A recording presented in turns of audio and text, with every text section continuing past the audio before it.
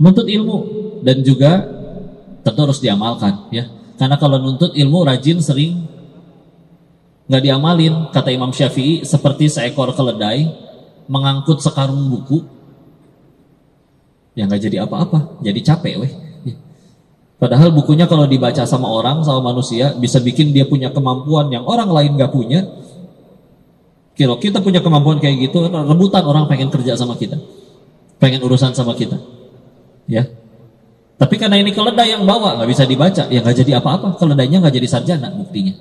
Ya, belum pernah lihat keledai di wisuda soalnya. Padahal di Konoha bisa beli kunci jawaban. Baik istilah, ya. Masalah kemanusiaan terbesar kok ilmu. Apa benar? Bukannya kemiskinan, kelaparan, kriminalitas? Oh enggak, itu dia balik lagi. Yang lebih bahaya nggak ada ilmu atau nggak mau nyari ilmu. Kok nggak ada ilmu, ada tuh yang masih bisa lulus, iya sih. Ada yang bisa beli ijazah, ada yang bisa beli kunci. Bapak mau tiba-tiba S3 juga bisa. Tapi akhirnya nggak punya kemampuan, terus gimana? Ngelamar kerja, nggak ada kemampuan, nggak ada keterampilan, nggak keterima. Sekalinya keterima, sebulan pecat, sebulan pecat. Akhirnya nggak punya pemasukan Pak, jatuh kepada kemiskinan. Nggak ada pemasukan, bingung mau beli makanan apa, nggak sanggup beli, jatuh kepada kelaparan. Akhirnya lapar, tidak didampingin iman, nyuri, kriminal. Awalnya apa? Nggak mau ilmu, nggak mau ilmu. Maka cik atulah yuk bismillah. Oke, ilmu. Gini ya, kita juga ini renungan. Kalau mungkin di sini ada yang kuliah atau punya anak yang sedang kuliah, perhatikanlah kadang ketika lulus. Anak-anak yang baru lulus itu lebih sibuk ngapain? Nyebar CV biasanya. CV-nya diperbanyak, sehari nyebar ke 20 perusahaan. Lupa ada sesuatu yang harus ditingkatin selain CV. Dirinya punya kemampuan apa? Padahal dia kuliah kan biar punya kemampuan kan? Yang dikejar bukan kertas ijazahnya doang kan? Karena pun ya, kalau kenal seorang ini fotografer, seumur hidup nggak pernah ngelamar kerja. Yang dia tahu setiap hari cuma ningkatin kemampuan dirinya. Terus ikut baca buku, ikut seminar. Pokoknya sampai akhirnya dia di tingkatan punya ilmu, punya kemampuan yang orang lain gak punya. Ahli, benar-benar ahli di bidang itu. Karena ya udah dia gak pernah ngelamar kerja, setiap hari ahli. Kalau udah ahli kan satu orang jadi kliennya, akhirnya jadi repeat order. Dia cerita ke teman-temannya, akhirnya jadi terdapat rekomendasi. Terus begitu terus membangun nama baik karena memang ya sudah berdedikasi. Akhirnya apa? Waktu itu ada yang mau nikahan, Pak, saya mau nikah, tolong difoto. Kapan Mbak? Insya Allah bulan depan. Aduh maaf, jadwal saya motret menu sampai 3 bulan lagi. Oh ya udah, saya nikahnya 4 bulan lagi aja Pak. Yang penting Bapak yang moto. Tuh, untung cuma ganti jadwal, nggak ganti calon. Dia punya sesuatu orang nggak punya. Karena ini mah nitip ke yang masih punya anak-anak masih sekolah. Dulu diwasiati oleh guru juga bilang kayak begini. Dek, nah keras ya sama diri kamu sendiri. Karena kalau kita keras sama diri kita, nanti dunia yang datang dengan lembut, bahkan bertekuk lutut itu di hadapan. Tapi kalau misalkan kamu lembek sama dirimu sendiri, oh yang lain juga gak ngaji, oh yang lain juga gak bikin PR, gak bikin tugas, gak belajar, gak ngapalin. Ujian nanti gimana? Oh kan bisa beli kunci. Lembek, nanti dunia yang datang dengan keras menghantam kalian. Dengan pahitnya pengangguran, pahitnya diremehin waktu reunian. Ajib ya. Kak, yuk istilah investasinya. Kan kadang kita kebalik ya tadi, sibuk ningkatin lamaran. Masalahnya kok kita nggak kepikiran, itu perusahaan kan emang beneran nyari karyawan. Tapi kan mereka punya kriteria dong, aku pengen yang begini. Ya jadilah begitu gitu. Jadi ketika sama jodoh juga begitu kan. Kita kalau tertarik sama perempuan misalkan, gimana caranya? Kadang lebih sibuk mikirin gimana ya caranya dia naksir, minjem jaket temen, nyanyiin lagu, udah mau pales. Padahal kan hatinya si dia tidak dibulak-balikan oleh itu. Maka terus gimana? Itu orang, wanita sesoleha itu, atau misalkan laki-laki sesoleh itu, sukanya sama orang yang kayak gimana? Oh gitu, maka jadilah aku seperti itu. Jadi sibuk melayakan diri di hadapan pencipta jodohnya. Sudah dianggap layak, bismillah. Ingat gak rumus jodoh? Cepat atau lambat pasti ketemu. Paling cepat di dunia, paling lambat di surga. Pertanyaannya satu, emang kita mati ke surga? Karena kadang ada yang rela nggak lepas surganya demi dapat pacar di dunia, jodoh di dunia. Ya udah deh, nggak apa-apa dah, aku dipacarin sama dia, yang penting dia mau sama aku. Ya udah deh, aku nggak apa-apa lepas kerudung, yang penting dia mau sama aku. Jangankan si pacar naksir, satu dunia naksir Allah benci juga kita yang repot. Jangankan ngadepin hukuman di neraka, boro-boro dia mau nanggung dosanya, ketemu yang lebih apa ya, muda dan lain-lain juga bisa jadi pindah dia. Ya. Maka enggak tuh, kok saya udah bertahun-tahun sama dia nggak pindah-pindah. Ya karena yang lebih cantiknya nggak mau sama dia, jadi dia belum nemu cadangan, we lah ya. Enggak lah, kayak begitu ya. Tapi istilah, jangan salah fokusnya ya.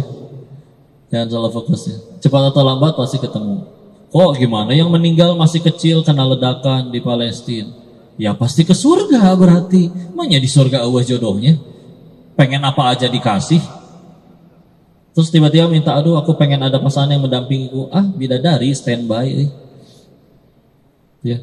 Walaupun tujuan utama, makanya para Allah sepakat nikmat terbesar nanti di surga itu justru bukan bidadarinya, tapi bisa melihat wajah Allah. Ya. Terus akhirnya kita kayak gimana nih? Remehin gitu aja ilmu itu jadi sekedar ya. Sebetulnya ilmu apa aja sih ya? Gak melulu ilmu kajian, gak melulu ilmu kajian atau ilmu agama. Ya silakan kok. Karena ada orang pun kan, kok saya teh ngaji teh ngantuk ya Allah. Tapi giliran dagang mah, ayo udah siap dagang, ayo jago jualan.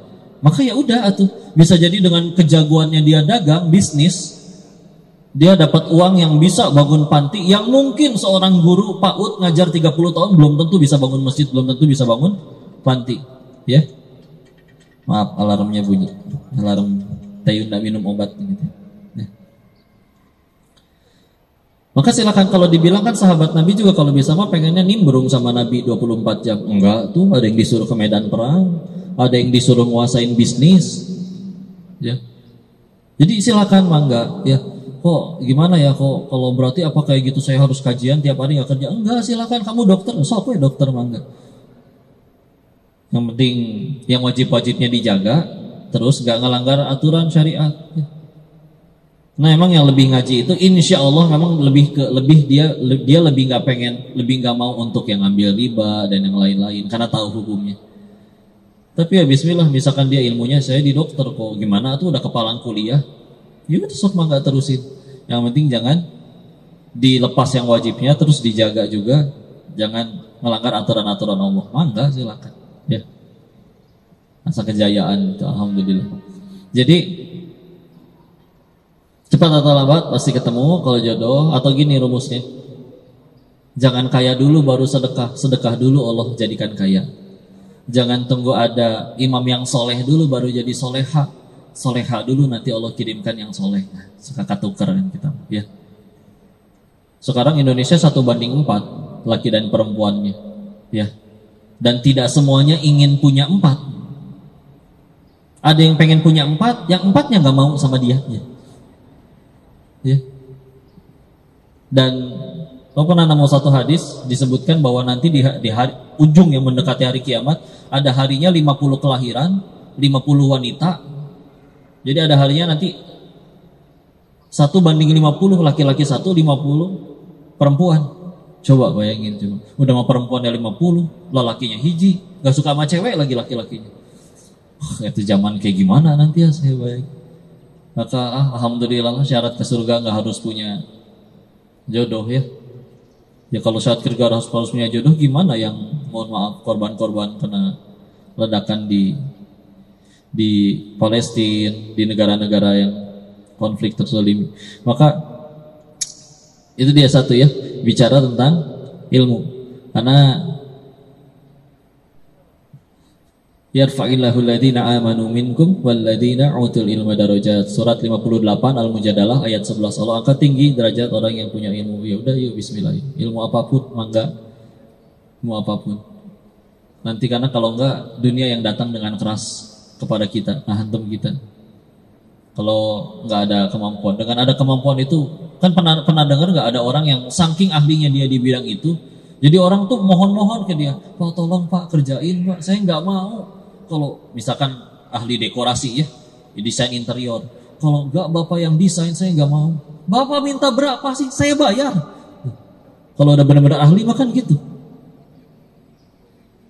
Guru kita misalkan coba AA atau siapa misalkan tokoh misalkan Ustadz Adi. Kalian tahu berapa undangan permintaan kajian masuk ke handphone beliau atau adminnya? Kalau kayak Ustadz Adi sehari bisa 300 permintaan. Diterima semua emang cukup sehari 24 jam 300 lokasi kajian? Kan sebetulnya nggak mungkin. Tapi coba sob, di saat di dunia keartisan punten mohon maaf, ada yang nyampe mohon-mohon, tolong terima saya di acara ini. Kalau nggak saya Ramadan nggak ada acara, gimana ngasih makan anak-anak? Segitunya tuh. Sedangkan kemampuannya misalkan, ya apa ngelucu, ternyata banyak yang lebih lucu. Nah kan ini pusing dia. Dikejar, punya ilmu. Assalamualaikum. Bersama Saling Sapa TV.